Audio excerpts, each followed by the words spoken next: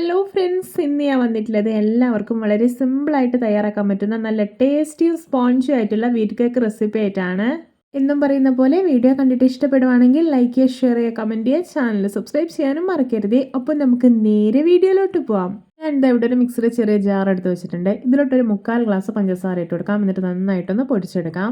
ഇപ്പോൾ ഇതാ പഞ്ചസാര ഒട്ടും തരികളൊന്നുമില്ലാതെ നന്നായി തന്നെ പൊടിച്ചെടുത്തിട്ടുണ്ട്. ഇതൊരു ബൗളിലേക്ക് ഇട്ട് കൊടുക്കാം. ഇതിലോട്ട് ഒരു ഗ്ലാസ് ഗോതമ്പ് പൊടിയും ഒരു ഗ്ലാസ് മൈദയും ചേർത്ത് കൊടുക്കുന്നുണ്ട്. ഇനി നമ്മുടെ വീറ്റ് കേക്കിന് നല്ലൊരു ഫ്ലേവർ കിട്ടാൻ വേണ്ടിയിട്ട് 1/2 ടേബിൾ സ്പൂൺ വനില എസൻസ് ചേർത്ത് കൊടുക്കാം. ഇനി ഒരു 1/2 ടീസ്പൂൺ ബേക്കിംഗ് സോഡ ഇട്ട് കൊടുക്കാം. ഇനി ഒരു 1/4 ഗ്ലാസ് സൺഫ്ലവർ ഓയിൽ കൂടെ ഒഴിച്ചു കൊടുക്കുന്നുണ്ട്. ഇതിലോട്ട് തിളപ്പിച്ചാറിയിട്ടുള്ള ഒരു ഗ്ലാസ് പാൽ ഒഴിച്ചു കൊടുക്കാം. എന്നിട്ട് നന്നായിട്ടൊന്ന് മിക്സ് ചെയ്തെടുക്കാം.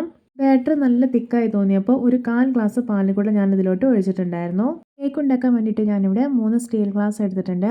ഇതിൽ ഞാൻ ഓയിലൊന്ന് സ്പ്രെഡ് ചെയ്ത് കൊടുത്തതിന് ശേഷം കുറച്ച് ഗോതമ്പ് പൊടി ഇട്ടിട്ടൊന്ന് ഡസ്റ്റ് ചെയ്ത് കൂടി എടുത്തിട്ടുണ്ട്. ഇനി ഇതിലൊരു 1/4 ഭാഗത്തോളം മാവ് ഒഴിച്ചു കൊടുക്കാം. ഞാൻ എന്താ ഇവിടെ ഒരു 10 മിനിറ്റ് കുക്കർ ഒന്ന് പ്രീ ഹീറ്റ് ചെയ്ത് എടുത്തിട്ടുണ്ട്.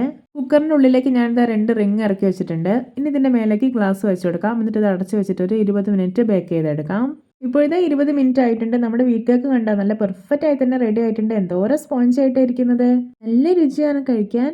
അപ്പോൾ എല്ലാവർക്കും എൻ്റെ വീറ്റ് കേക്ക് റെസിപ്പി ഇഷ്ടപ്പെട്ടെന്ന് വിചാരിക്കുന്നു. ഇഷ്ടപ്പെട്ടാൽ സപ്പോർട്ട് ചെയ്യാനും മറക്കരുതേ. പിന്നെ ഫേസ്ബുക്കിലൂടെയാണ് വീഡിയോ കാണുന്നതെങ്കിൽ പേജ് ഫോളോ കൂടി ചെയ്യണേ. അപ്പോൾ ഇതുപോലെയുള്ള വെറൈറ്റി വീഡിയോകളായി നമുക്ക് വീണ്ടും കണ്ടുമുട്ടാം. Okay, bye bye.